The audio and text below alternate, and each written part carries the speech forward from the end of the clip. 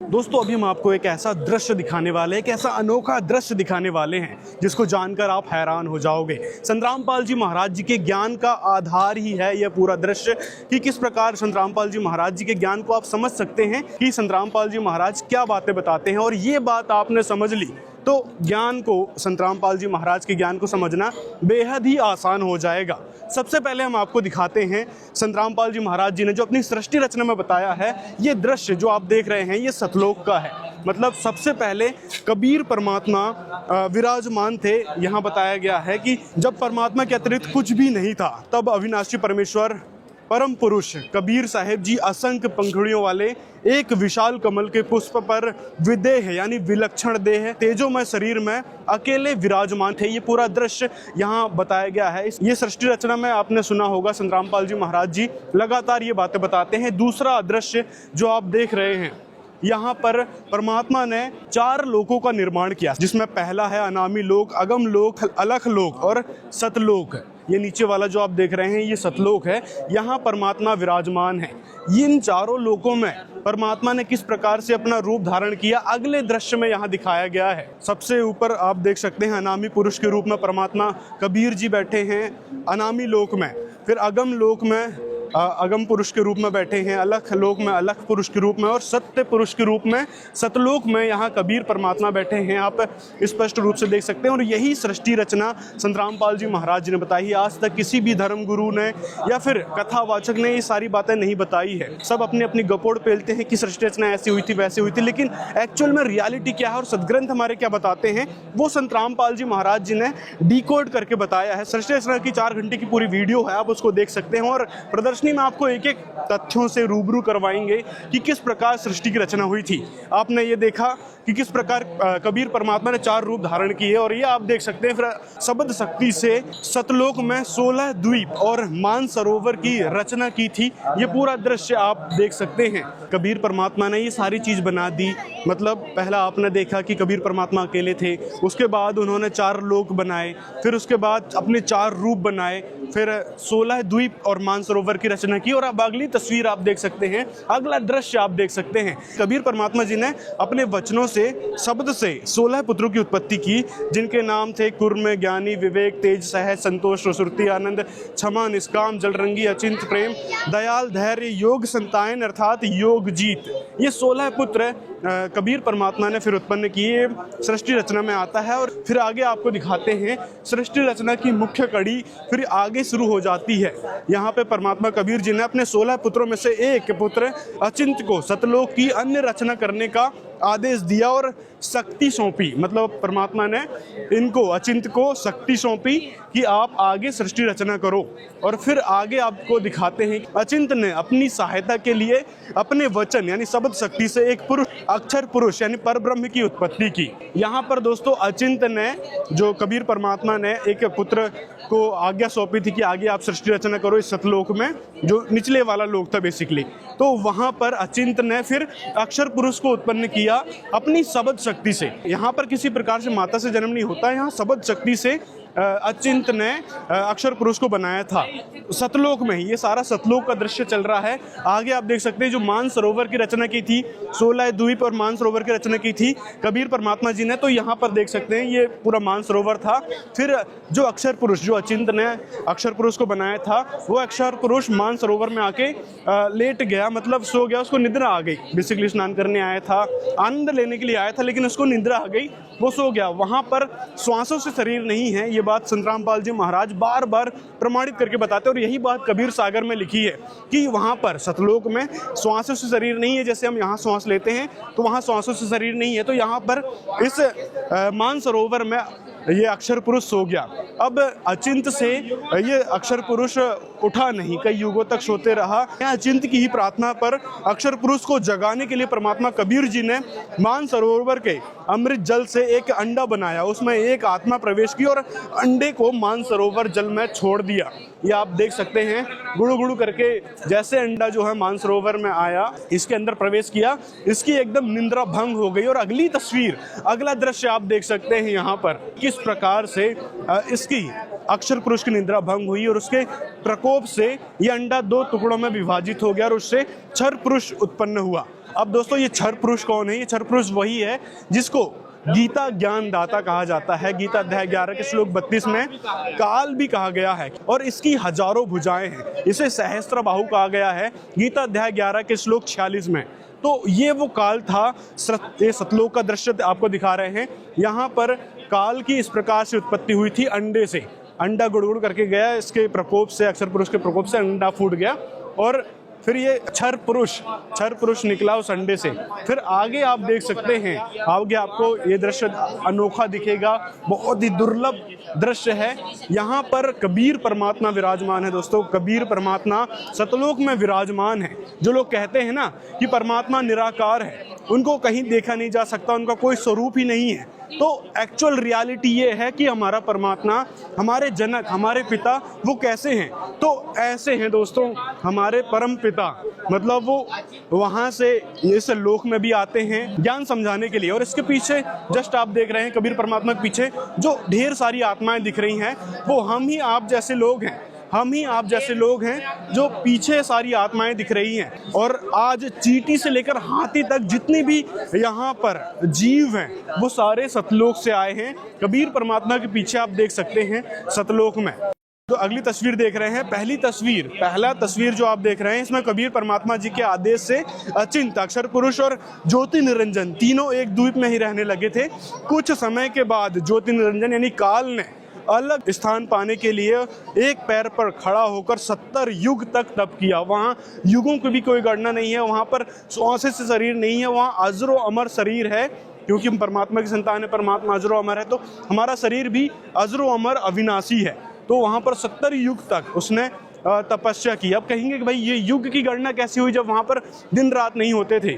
तो यहाँ के युगों के हिसाब से बताया गया है कि यहाँ का जो 70 युग आप जो समझते हो ना, तो वो युग सतलोक में, उस युग के हिसाब से सतलोक में उसने 70 युग तक एक पैर में खड़ा होकर तपस्या की थी। और पीछे आप जो आत्माएं देख रहे हैं ना, हम जैसी आप जैसी आत्माएं थी जो उसको देखकर उस पर अट्रैक्ट हो रहे थे। जैसे कि कोई कलाकार आ जाता है, एक्टर आ जाता है, उसको हम देखते हैं कि उस पर देखते ही अट्रैक्शन बनता है, अट्रैक्ट होने लगते हैं। उसके नाच गाने को देखते हैं, फिल्म देखते हैं तो फिल्म देखकर अट्रैक्शन बनता है, हम उस पर प्रभावित हो जाते हैं, उनका फैन बन जाते हैं एक प्रकार से। तो इसी प्रकार से हम क्षर पुरुष के फैन बन चुके थे। आप पीछे हम आप जैसी आत्माएं हैं जो पीछे इसको लगातार देख रही थी।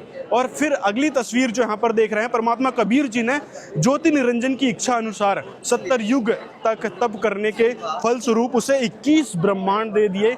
21 ब्रह्मांडों की डिमांड क्षर पुरुष ने की थी परमात्मा कबीर जी से, तो तथास्तु करके मतलब उसको 21 ब्रह्मांड कबीर परमात्मा जी ने दे दिए थे। ये तस्वीर आप देख सकते हैं, ये सतलोक का ही सारा नज़ारा आपको दिखा रहे हैं। ये सतलोक में किस प्रकार से सृष्टि है, किस प्रकार वहाँ पर सारी चीज़ें हुई थी। सृष्टि रचना बेसिकली संत रामपाल जी महाराज जी का ज्ञान आधार है। ये बात बार बार आपको समझाई जा रही है। इसको ही समझने के बाद आप समझ पाओगे कि हम यहाँ कैसे आए और हमारी जन्म मृत्यु क्यों होती है, किस कारण हम यहाँ दुखी हैं और हमको दुखी करने के पीछे किसका उद्देश्य है और सुखी कौन कर सकता है। ये सारी बातें आपको सृष्टि रचना से ही पता चलेगी। अब आगे आप देख सकते हैं क्षर पुरुष ने 21 ब्रह्मांड ले लिए। फिर ज्योति निरंजन काल के मन में इच्छा हुई कि इन ब्रह्मांडों की रचना करने के लिए सामग्री चाहिए, इसलिए उसने दूसरी बार 70 युग तक एक पैर में खड़ा होकर तप किया। ज्योति निरंजन को तप करता देख कर हम सब उस पर फिर मोहित होने लगे। पीछे आप देख सकते हैं, फिर हम उस पर मोहित होने लगे। दूसरी बार वो फिर तपस्या कर रहा था। फिर परमात्मा ने उसे 5 तत्व और 3 गुण दिए, जिसमें रजगुण, सतगुण और तमगुण, और ये है पृथ्वी, जल, आकाश, वायु। ये 5 तत्व और 3 गुण कबीर परमात्मा ने उसको 70 युग तक तपस्या जो उसने की हठयोग करने लगा। मतलब एक जिद कह सकते हैं, उसने जिद कर दी थी एक पैर से खड़ा होके। और फिर परमात्मा ने फिर उसकी जिद स्वीकार की और बता भाई तेरे को क्या चाहिए करके उसको ये सामग्री दी। तो ये सारा दृश्य सतलोक में चल रहा है। आगे आप देख सकते हैं परमात्मा ने उसको भेजा कि भाई जो सामग्री है वो कुर्म के पास है। जब ज्योति निरंजन कुर्म जी के पास गया, उस समय कुर्म जी ध्यान अवस्था में थे। ज्योति निरंजन ने बिना किसी शिष्टाचार और प्रार्थना किए ही जबरदस्ती कुर्म जी का मुकुट उतारा जिसके बाद उस मुकुट से 5 तत्व 3 गुण रजगुण सद्गुण तमगुण निकले। ये आप पूरा तस्वीर देख सकते हैं किस प्रकार से ये रजगुण सद्गुण तमगुण और ये सारी चीज़ इस कुरम के शीश पर रखी थी वो निकली। अब आगे हम आपको दिखाते हैं, इसने झीना चपटी करके तो ये सारे 5 तत्व और 3 गुण ले लिए। आगे आप देख सकते हैं इसने फिर से तपस्या प्रारंभ कर दी, मतलब फिर से हठ योग करना शुरू कर दिया। 21 ब्रह्मांड की रचना करने के बाद ज्योतिर्निरंजन ने सोचा कि कुछ आत्माएं भी होनी चाहिए, अकेले का मन नहीं लगेगा, इसलिए ज्योतिर्निरंजन काल ने तीसरी बार 64 युग तक तप किया। एक पैर पर खड़ा होकर इसने 64 युग तक फिर तप किया, मतलब तीसरी बार ये तप देखने को मिलेगा आपको।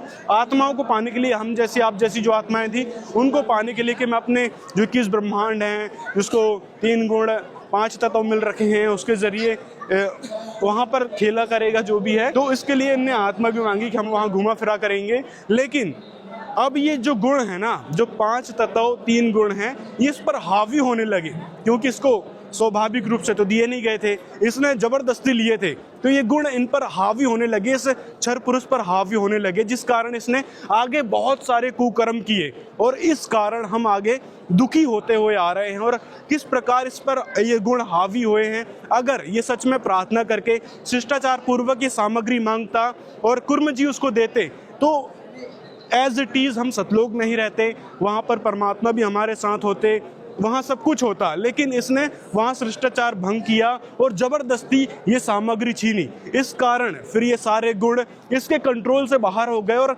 इस पर हावी होने लगे और इसी कारण इसने ये आगे सारी करामात की है। आपको आगे दिखाते हैं। फिर आगे आप देख सकते हैं इस 64 युग तप करने के बदले कबीर परमात्मा से इसने प्रार्थना की कि मुझे कुछ आत्माएं दे दो परमात्मा जी। लेकिन परमात्मा जी ने कहा कि सभी प्रिय हंस आत्माएं मेरा अंश है, मैं उन्हें किसी भी तप जप साधना के प्रतिफल में नहीं दे सकता। अगर कोई हंस आत्मा अपनी इच्छा से तुम्हारे साथ जाना चाहती है तो वो जा सकता है। ये बात कबीर परमात्मा ने क्षर पुरुष से कही, जो आत्माओं की डिमांड कर रहा था परमात्मा से 64 युग तप करने के बदले।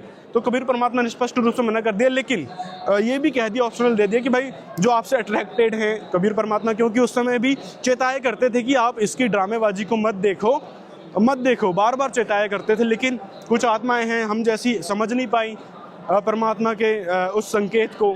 फिर आगे कितनी दुर्गति हुई है आप देख रहे हैं, संसार में चारों तरफ किस प्रकार से हाहाकार मची हुई है। आगे आप ये देख सकते हैं कबीर परमात्मा और क्षर पुरुष, हम जैसी आत्माओं आप जितने भी ये हाथी से लेकर चींटी तक जितने भी जीव जंतु हैं, पेट शरीर के अंदर जितने भी जीव जंतु हैं, सभी आत्माएं सतलोक में थी। हमारे सामने ये क्षर पुरुष और परमात्मा जी आए, उन्होंने कहा कि भाई हाँ भाई बताओ कौन कौन आत्माएं हैं जो इस क्षर पुरुष के साथ जाना चाहती हैं। अब जो 70 युग तक और 64 युग तक इसने तप किया था ना, उसको तो हम देख रहे थे कि देखो ये कितना तपस्या कर रहा है और क्या क्या चीज़ सामग्री ले ली, तो उस पर हम अट्रैक्ट होने लगे थे। जिस प्रकार अभी एक्टर पे अट्रैक्ट होते हैं, हीरो हीरोइंस पर अट्रैक्ट होते हैं, उसी प्रकार हम इस पर अट्रैक्ट हो गए, हमारे लिए हीरो बन गया था। तो हम सब इसके साथ जाने के लिए उत्सुक हो गए। और फर्स्ट जो आप आत्मा देख रहे हो उसने हाथ खड़ा किया था, पहली इसने आत्मा ने हाथ खड़ा किया था। इसकी देखा देखी आगे आप देख सकते हैं हम सभी ने हाथ खड़ा कर दिया कि भाई हम भी जाना चाहते हैं इस क्षर पुरुष के साथ। तो परमात्मा की दृष्टि से हम पहले ही गिर चुके थे, क्योंकि परमात्मा का कहना, परमात्मा के आदेश, परमात्मा के संदेश संकेत को हमने समझ नहीं पाए थे। तो जिस कारण परमात्मा के दिल से हम पहले ही उतर चुके थे, लेकिन परमात्मा फिर भी समझा रहे थे, सचेत कर रहे थे कि आप जो है परमात्मा के बच्चे हो, अंश हो, आप यहाँ रहो, मौज मस्ती करो। लेकिन कहते हैं ना, जब ज़्यादा मौज मस्ती हो जाती है, ज़्यादा सुख हो जाते हैं, तो फिर ये वहाँ भी निज मन काम करता है। तो ये मन जो है ना बकवास करने लगता है, किसी पे भी अट्रैक्ट होने लगता है, बकवास करने को देखता है। ये बात गुरुजी संतरामपाल जी महाराज सत्संग में बार बार बताते हैं और सृष्टि रचना में भी ये सारी चीज़ें बताई गई है। आगे आप देख सकते हैं जो सबसे पहले जिसने हाथ खड़ा किया था ना, उसको तो एक स्त्री रूप में बना दिया। और स्त्री रूप, अब ये भी कहेंगे भाई परमात्मा ने उस आत्मा को स्त्री रूप क्यों बनाया, एक पुरुष का रूप बना भी सकते थे। पुरुष का रूप बनाते तो यहाँ पर ये सारी चीज़ें होती नहीं, हम दुखी नहीं होते। तो कारण था कि कबीर परमात्मा ने इस क्षर पुरुष की परीक्षा लेनी थी कि ये सतलोक में रहने लायक भी है या नहीं, या फिर इसके अंदर जो 3 गुण 5 तत्व है वो ज़्यादा ही हावी हो चुके हैं, उसको कंट्रोल ये कर सकता है या नहीं कर सकता। इसको देखने के लिए कि उस आत्मा को स्त्री रूप में बनाया जो आगे चलकर प्रकृति देवी दुर्गा इस नाम से प्रसिद्ध होगी। आगे आपको और दिखाते हैं तो ये चीज़ आपको क्लियर होगी कि भाई स्त्री का रूप क्यों बनाया था, पुरुष का रूप भी बना सकते थे। ये बात हर किसी के मन में रहती कि भाई कबीर परमात्मा ने स्त्री रूप क्यों बनाया, उसका तो भाई आप कबीर परमात्मा जो है पुरुष का रूप बना सकते थे। तो ये क्लियर हो गया होगा कि परीक्षा लेने के उद्देश्य से कबीर परमात्मा ने उस आत्मा को स्त्री रूप में बनाया। देवी दुर्गा जी का सुंदर युवा शरीर देखकर ज्योति निरंजन काल प्रकृति देवी यानी देवी दुर्गा जी के साथ अभद्र गतिविधि करने लगा। ये अभी अभद्र गतिविधि क्यों करने लगा, कि उसका कारण था वो जो 3 गुण है ना वो इस पर हावी होने लगे, इसके कंट्रोल से बाहर होने लगे थे। तो उसके कारण ये फिर अभद्र हरकतें करने लगा देवी दुर्गा के साथ। मतलब ये वही हंस आत्मा जिसने पहली बार हाथ खड़ा किया था और अब यहाँ पर रो रहा है कि भाई देखो ये क्या क्या बनी मेरे साथ। आगे आप देख सकते हैं ये देवी दुर्गा जो है उसके पेट में चली गई फिर कि किसी प्रकार से तो बचाव हो, इस दुष्ट से कैसे बचा जाए।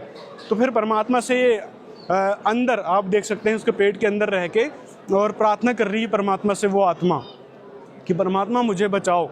लेकिन परमात्मा की नज़र से तो हम गिर चुके थे, क्योंकि बार बार संकेत करने के पर भी, परमात्मा के बार बार मना करने पर भी हम इस पर अट्रैक्ट होने लगे और हाथ भी खड़ा कर दिया परमात्मा के सामने इसके साथ जाने के लिए। तो अपनी रक्षा के लिए देवी दुर्गा जी ने वहाँ परमात्मा से गुहार लगाई। परमात्मा जोग जीवित के रूप में आए और उस आत्मा को फिर बाहर निकाला। यहाँ पर आप देख सकते हैं किस प्रकार से अगला दृश्य यहाँ देख सकते हैं कि किस प्रकार से फिर वो आत्मा रो रही है। ये क्षर पुरुष है, ये जोगजीत के रूप में स्वयं कबीर परमात्मा आए हुए थे और इन दोनों को फिर यहाँ से निकालने का आदेश दे दिया कि भाई तुम निकलो यहाँ से। परमात्मा कबीर जी ने अपने पुत्र जोगजीत के रूप में ज्योति निरंजन की इस अभद्र हरकत के कारण ज्योति निरंजन देवी दुर्गा को 21 ब्रह्मांड सहित सतलोक से निष्कासित कर दिया और तभी से ज्योति निरंजन का नाम काल पड़ गया। इसके बाद इसका नाम काल पड़ गया। आप आगे देख सकते हैं सतलोक से परमात्मा ने जोगजीत के रूप में इनको 21 ब्रह्मांड सहित वहां से निष्कासित कर दिया। कहां से? सतलोक से, कि तू यहाँ रहने लायक नहीं है। 16 संख कोस दूर इस को भेज दिया, 21 ब्रह्मांडों को, काल को, दुर्गा को, इसको 16 संख दूर भेज दिया सतलोक से। यहाँ से आपको दोस्तों रोना आना चाहिए कि किस प्रकार हम कबीर परमात्मा के सतलोक में रहते थे और किस प्रकार हमने गलती की और आज इस दुख भरे स्थान पर हम रह रहे हैं। परमात्मा को भुला चुके थे, परमात्मा से हम मोह हटा चुके थे, परमात्मा का कहना नहीं मान रहे थे। इस कारण परमात्मा ने दुखी होकर हमको वहाँ से निकालना पड़ा। तो परमात्मा की तो हम अंश आत्मा थी, परमात्मा के हम अंश थे, हंस थे। वहाँ पर अपने बच्चे कितने प्रिय होते हैं एक पिता को, वो आप खुद समझ सकते हैं। और फिर एक दुखी मन से उनको निकालना पड़ा क्योंकि वो सड़ चुके थे, ये भी कह सकते हैं, क्योंकि परमात्मा के आदेश को मान नहीं रहे थे, किसी पर अट्रैक्ट हो गए थे। तो एक सड़े फल की तरह परमात्मा ने हमको वहाँ से निष्कासित कर दिया। लेकिन अंदर से दुखी तो थे परमात्मा। तो परमात्मा दुखी होने के कारण फिर हमको बार बार यहाँ समझाने के लिए आते हैं। हर युग में, सतयुग में सत्सुकृत गए टेरा, त्रेता नाम मुनिंदर मेरा, द्वापर में करुणा में कहाया और कलयुग नाम कबीर धराया। हर युग में परमात्मा बार बार अपनी आत्माओं को समझाने के लिए आते हैं, वापस सतलोक ले जाने के लिए आते हैं। अब आपको आगे हम दिखाते हैं इस दृश्य में सृष्टि रचना में कबीर परमात्मा ने, संतराम पाल जी महाराज जी ने जो स्पष्ट रूप से कबीर सागर में लिखा है, संतराम पाल जी महाराज जी ने सत्संग में बताया है। तो यहाँ आप देख सकते हैं किस ब्रह्मांड सहित हम 16 संख कोस की दूरी पर इसके साथ आ गए थे। हमको अब जो आत्माएं थी उसको दुर्गा के शरीर के अंदर डाल दिया, ये बताना भूल गया था वहाँ पे। तो दुर्गा जी के शरीर के अंदर हम सबको डाल दिया था, बीज रूप में स्थापित कर दिया था कि दुर्गा जी शब्द शक्ति से हम सबको उत्पन्न कर सकती थी वहाँ जाकर। और ये बात उस समय बताई भी गई थी कि शब्द शक्ति से आप इसको बोल देना, ये कितने भी जीव उत्पन्न कर देगी, जितनी आपकी डिमांड हो, जितना आपकी ज़रूरत हो उस हिसाब से। फिर आगे आप देख सकते हैं सतलोक से निष्कासित होने के बाद ज्योति निरंजन काल का रूप बदल गया। मतलब वहाँ पर कितना सुंदर रूप था उसका आप देख सकते हैं, और यहाँ आने के बाद उसका पूरा रूप ही बदल गया। उसके बाद 21 ब्रह्मांडों की सृष्टि रचना का संचालन के लिए 3 गुण श्री ब्रह्मा जी, श्री विष्णु जी और श्री शिव जी की उत्पत्ति की, उन्हें अचेत कर दिया, उनको अचेत अवस्था में रखा गया है। तो ब्रह्मा विष्णु महेश के माता पिता कौन है, यहाँ से आपको स्पष्ट होगा, जो संतरामपाल जी महाराज जी ने प्रमाणित करके बताया है। यहाँ तक कि देवी भागवत महापुराण में भी इसका प्रमाण मिलता है, और भी ढेर सारे पुराण हैं। गीता वेद पुराण, गीता में भी गीता अध्याय 14 के श्लोक 1 से 3, 4, 5 में भी इसका प्रमाण मिलता है। क्षर पुरुष, अक्षर पुरुष, परम अक्षर पुरुष के बारे में भी प्रमाण मिलता है। गीता अध्याय 15 के श्लोक 16, 17, 18 में प्रमाण है। मतलब सभी का प्रमाण संतरामपाल जी महाराज जी ने दिया है। एक एक तथ्य संतरामपाल जी महाराज जी ने प्रमाणित करके बताया है, और उसी प्रमाण के चलते यहाँ आपको पता चलेगा ब्रह्मा विष्णु महेश के माता पिता कौन है। तो ये तीनों ब्रह्मा विष्णु महेश यहाँ पर अचेत अवस्था में हैं, और उनकी माता दुर्गा हैं। पिता ये ज्योति निरंजन है, जिसे क्षर पुरुष कहते हैं, और गीता में इसको काल भी कहा गया है। अपने आप को काल उसने बताया है। तो ये देखो, इस प्रकार से उसका पूरा रूप ही बदल गया, और फिर इन दोनों की मिली भगत से ये हुआ, ये तीनों देव उत्पन्न हुए, रजगुण ब्रह्मा, सदगुण विष्णु, तमगुण शिव जी। फिर आगे आपको दिखाते हैं, ये पूरा सृष्टि का संचालन कार्य यहाँ से शुरू होता है। आगे आप देख सकते हैं कि किस प्रकार से ज्योति निरंजन काल ने देवी दुर्गा से अपने अव्यक्त रहने की प्रतिज्ञा की, और कहा कि आज के बाद मैं किसी को अपने वास्तविक रूप में दर्शन नहीं दूंगा, और अब तुम सृष्टि संचालन करो। ये प्रतिज्ञा लेकर ये गुप्त रहने लगा, क्योंकि इतना खतरनाक इसका रूप है, देखकर लोग वैसे ही डर जाएंगे। तो इस कारण इसने प्रतिज्ञा ली कि मैं अव्यक्त रहूंगा, किसी को दर्शन नहीं दूंगा। और दूसरा कारण ये भी है कि कबीर परमात्मा ने, इसका प्रमाण मिलता है कबीर सागर में, कि कबीर परमात्मा ने इसको श्राप दे दिया था 1 लाख जीवों को खाने का, और 1.25 लाख की उत्पत्ति का इसको श्राप दे दिया था। अब ये सबके सामने तो खा नहीं सकता, इसको पता है कि भाई ये हमारी डेथ क्यों हो रही है, जन्म मृत्यु क्यों हो रही है। तो कारण यही है कि इसको 1 लाख जीव खाने पड़ते हैं। तो ये सारा प्रकरण संतरामपाल जी महाराज जी ने अपनी सृष्टि रचना नामक वीडियो में बताया है, वो भी प्रमाण के साथ, कि किस प्रकार इसको श्राप मिला। कारण क्या था? कारण यही था कि इसने अभद्र हरकतें करी थी ना जब उसने वहां पर, तभी उसको श्राप दिया गया था कि, और उसको निकाल भी दिया था 21 ब्रह्मांडों सहित। तो इसके कारण ये अव्यक्त रूप में रहने लगा एक जगह पर। आगे आप देख सकते हैं, फिर देवी दुर्गा जी इस सृष्टि संचालन के लिए आगे आई, और अपने जो पुत्र हैं, जो जिनको अचेत अवस्था में रखा हुआ था, वो बड़े हो गए, और उसके बाद उनको सृष्टि संचालन का कार्यभार सौंपा। ये कई बार परमात्मा के दीदार के लिए बाहर जाते रहे, ढूंढते रहे, परमात्मा को खोजते रहे, क्योंकि वेदों में लिखा है कि परमात्मा साकार है, नर आकार है, और बहुत ही तेजों में शरीर है उसका नाम भी बताया गया है वेदों में। और ये सारी बातें ब्रह्मा जी ने पढ़ी वेदों में कि भाई वो परमात्मा तो है कोई और यहाँ तक कि ये भी पढ़ा कि हमारा पिता भी है, हमारा जनक भी है, और ये बात वेदों में लिखी है। तो अपने पिता की खोज करने के लिए ब्रह्मा जी निकले थे, उनको फिर दर्शन नहीं हुए, और आगे बहुत सारी चीज़ें हैं संतरामपाल जी महाराज जी ने सृष्टि रचना नामक वीडियो में बता रखी है। आगे आपको दिखाते हैं, संचालन के लिए तीनों विभाग इनको सौंपे। रजगुण श्री ब्रह्मा जी को दे दिया, सदगुण विष्णु जी को दे दिया, और तमोगुण शिव जी को दे दिया। ठीक है, फिर आगे आप देख सकते हैं इनका विवाह की बात आती है कि ब्रह्मा विष्णु महेश का विवाह भी देवी दुर्गा जी ने करवाया था। बीच में आप देख सकते हैं देवी दुर्गा जी हैं, साइड में आप देख सकते हैं यहाँ पर सावित्री, लक्ष्मी और पार्वती जी हैं, और दूसरी साइड आप देख सकते हैं यहाँ पर है ब्रह्मा जी, विष्णु जी और शिव जी। इनकी शादी सिंपल तौर पे कर दी गई थी। अब यहाँ पर आप एक चीज़ समझ सकते हैं कि शादी के बारे में, कि जब देवी दुर्गा जी ने सिंपल तौर पे शादी कर दी थी, तो हमको ड्रामेबाजी भी नहीं करना चाहिए। जैसे हम ड्रामे करते हैं शादी में, फंड करेंगे, कई तरह के परंपराएं करेंगे, हल्दी, रस्म, रीति रिवाज, कई सारी चीज़ें बना रखी हैं, दहेज प्रथा भी चल रखी है। लेकिन उस समय जब हमारे इष्ट देवों की शादी हुई थी, जिसको हम पूजनीय मानते हैं, आराधनीय मानते हैं, उनके लोक में जाने के लिए भक्ति करते हैं, तो उनकी शादी किस प्रकार से हुई थी आप यहाँ से देख सकते हैं कि सिंपल तौर पर, आगे आपको दिखाते हैं शादी कैसे हुई। सिंपल तौर पर यहाँ पर देखो, देवी दुर्गा जी ने ब्रह्मा जी को सावित्री जी दे दी कि जाओ आप अपना संसार बसाओ, विष्णु जी को लक्ष्मी दे दी कि जाओ अपना आप संसार बसाओ, और शिव जी को पार्वती जी दे दी कि जाओ अब अपना संसार बसाओ और सृष्टि संचालन का काम शुरू करो, कार्यभार संभालो।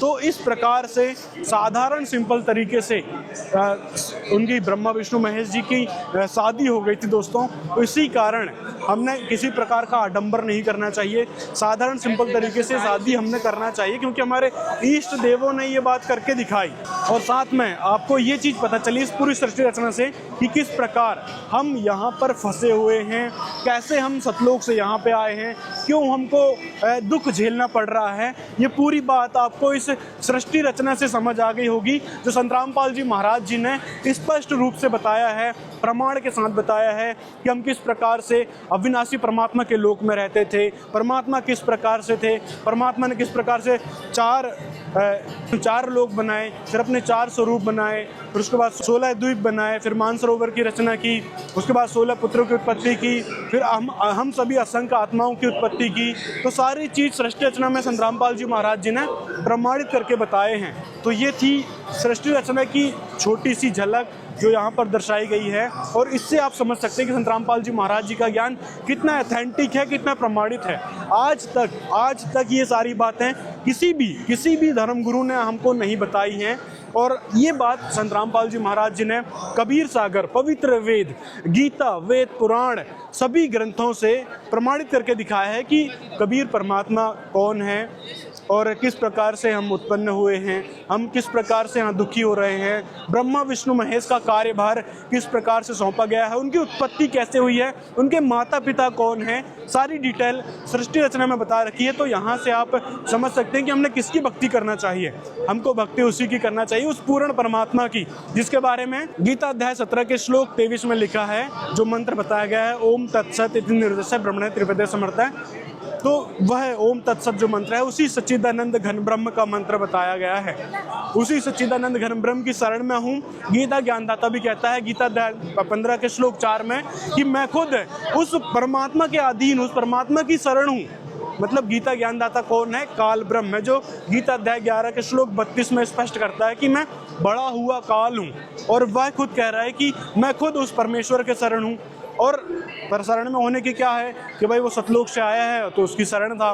तो ये सारी चीज़ें डिटेल में जानकारी संत रामपाल जी महाराज जी ने बताई है अपने सत्संग प्रवचनों में, और भी डिटेल में जानने के लिए आप उनके सत्संग जरूर सुने। और ये सृष्टि रचना वीडियो है, इसको देखें, प्रमाण भी मिलेंगे आपको कि कहाँ क्या प्रमाण है, और जो पुस्तक में लिखा है, जो हमारे ग्रंथों में लिखा है, वो ऑथेंटिक माना जाता है, ना कि लोकवेद जो सुनी सुनाई बातें हैं उसको हमने नहीं स्वीकार करना चाहिए।